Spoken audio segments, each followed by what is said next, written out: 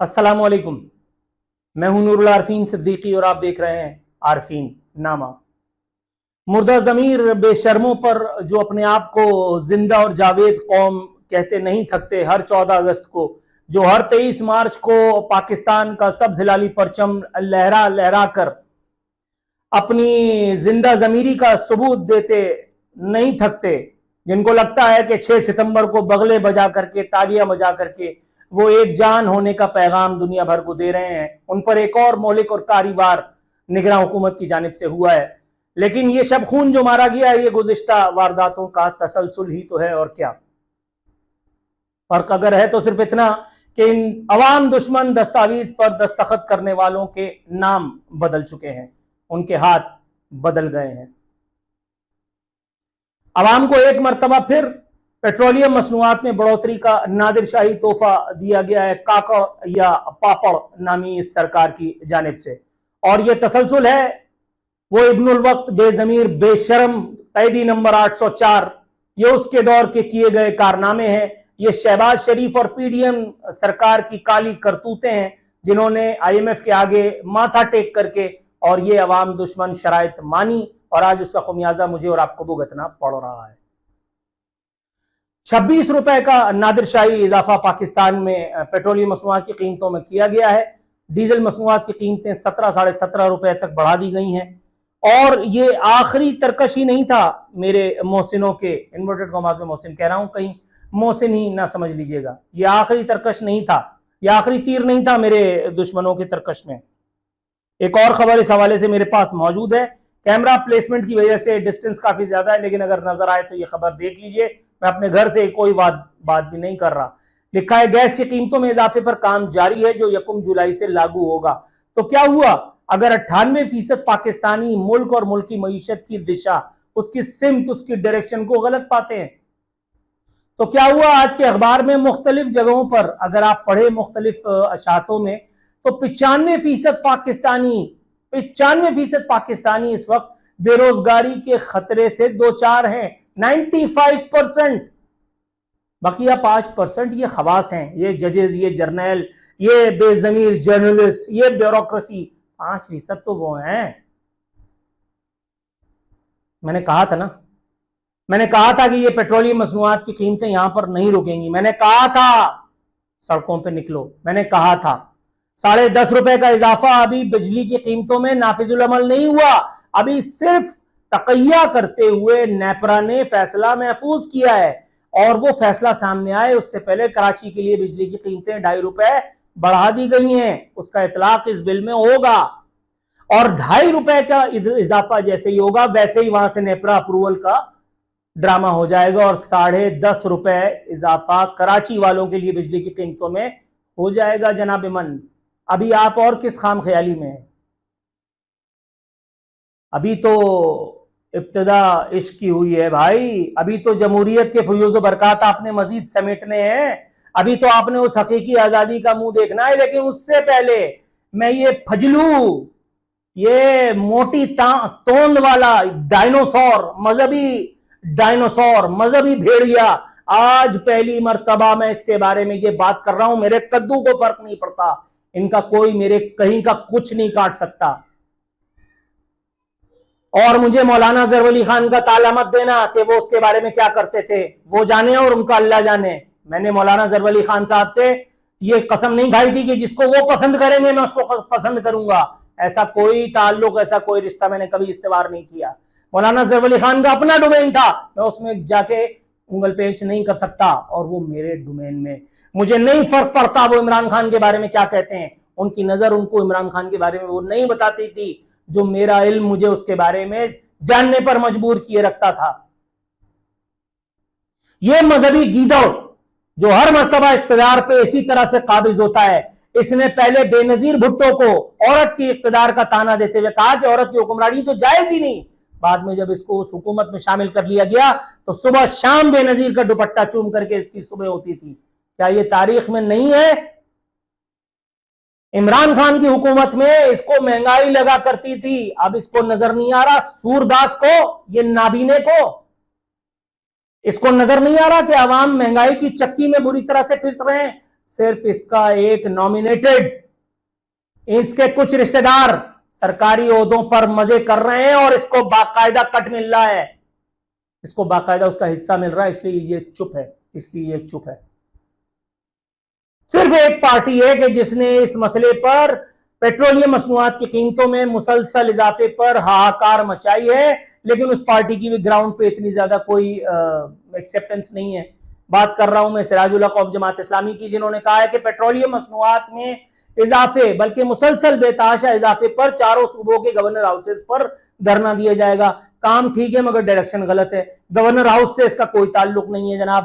آپ کو ڈائریکٹ اسلام آباد پہ حلہ بولنا چاہیے تھا، آپ کو ڈائریکٹ شاہراہ دستور پر جا کر کے اور ڈنڈے لاٹھی کھانے چاہیے تھے، جس طرح سے قاضی حسین احمد صاحب کے زمانے میں ہوا تھا۔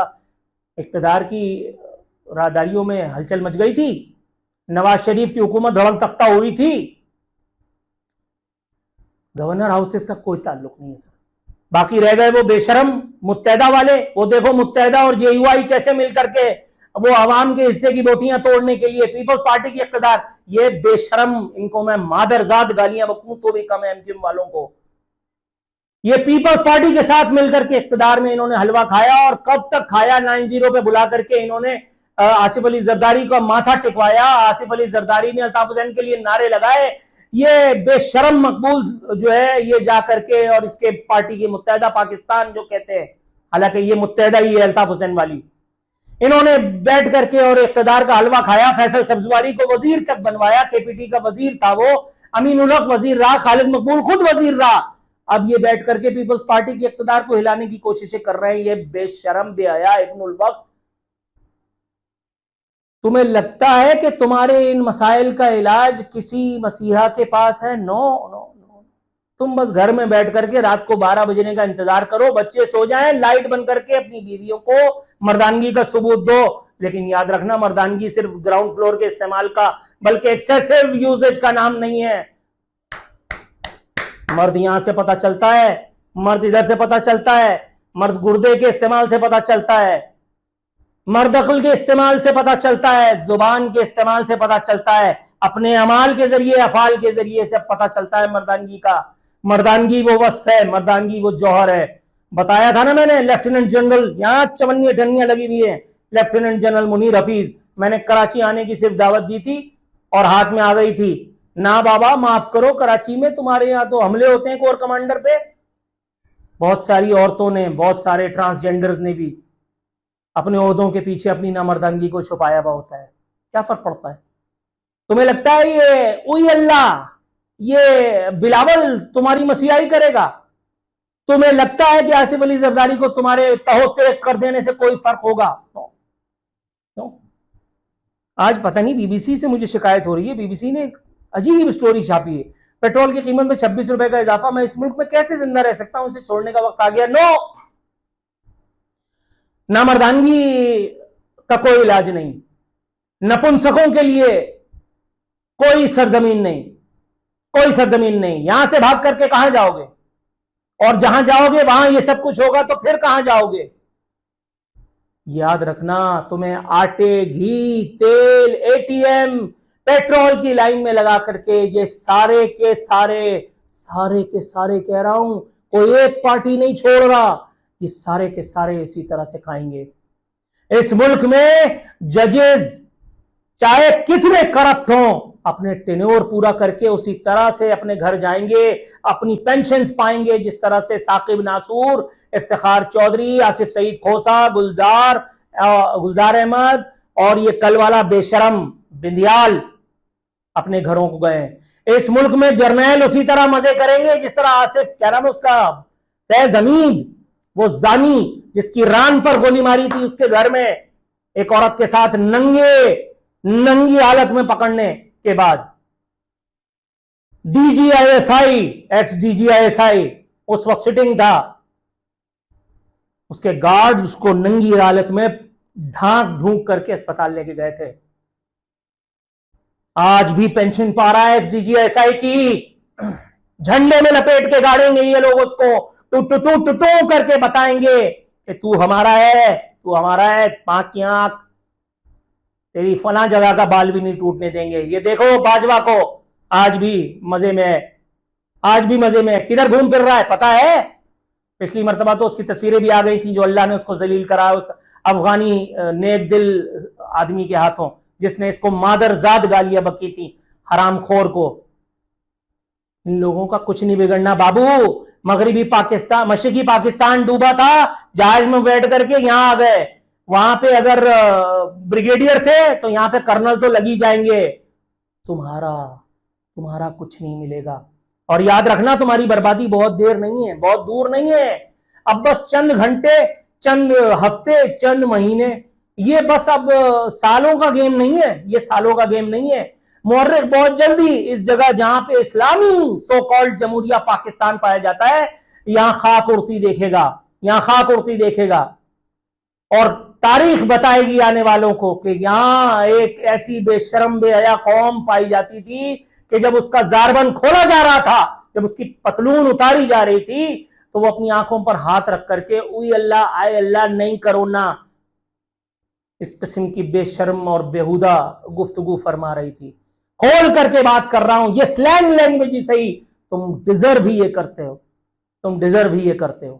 آج پہلی مرتبہ اپنے بزرگوں کے، اپنے اجداد کے، اپنے والد اور اپنے دادا کی قبر پہ جا کر کے، اپنے نانا مرحوم کی قبر پہ جا کر کے شکوہ کا دل چاہ رہا ہے، شکوہ کرنے کا دل چاہ رہا ہے کہ نانا، دادا، بابا، آپ نے اس دن کے لیے قربانیاں دی تھیں، اس دن کے لیے ٹرینوں میں بیٹھ کر کے پیدل آپ نے جنگلوں بیابانوں کے خاک چھانتے ہوئے آپ پاکستان آئے تھے.